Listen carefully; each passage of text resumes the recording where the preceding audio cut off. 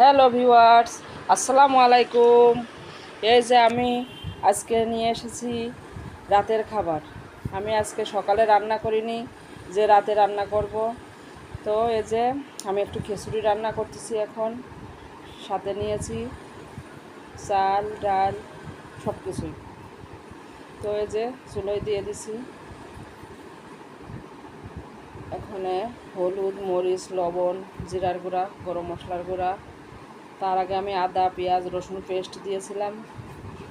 তো এই যে চালটা ভালো করে ভুনা হচ্ছে, ভালো করে ভুনা করে পানি দিয়ে ঢেকে দিছি।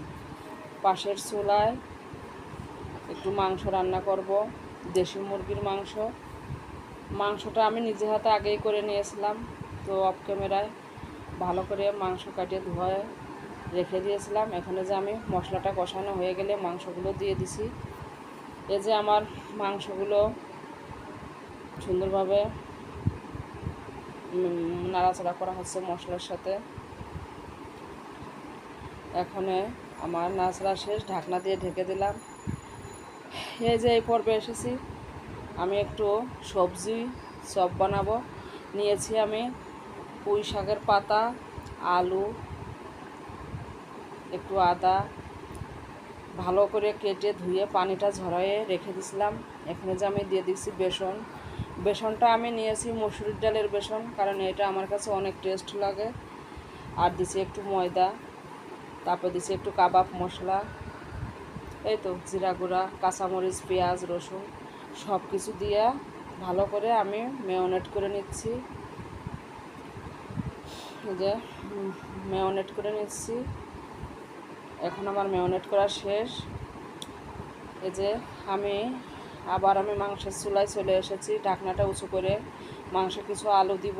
আলুটা দিয়ে নেড়ে চেড়ে পরিমাণ মতো পানি দিয়ে দিলাম সেদ্ধ হয়ে যাওয়ার জন্য।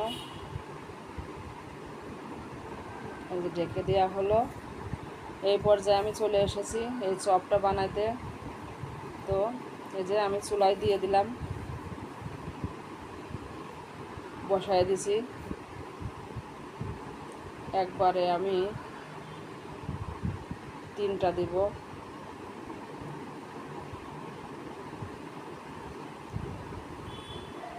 যেহেতু জায়গা আছে আমি আরেকটাও দিয়ে দিব, কারণ এটা আমার একটা ছোট্ট কড়াই। এই কড়াইটায় আমি এগুলো করে খুব মজা পাই, কারণ এটা অনেক ছোট এবং এই কড়াইটা আমার বহুদিন আগের। এই কড়াইটায় ভাজি করলে খুব দ্রুত উঠাইতে পারি, খুব সুন্দর। তো এখানে আমি শেষ করছি।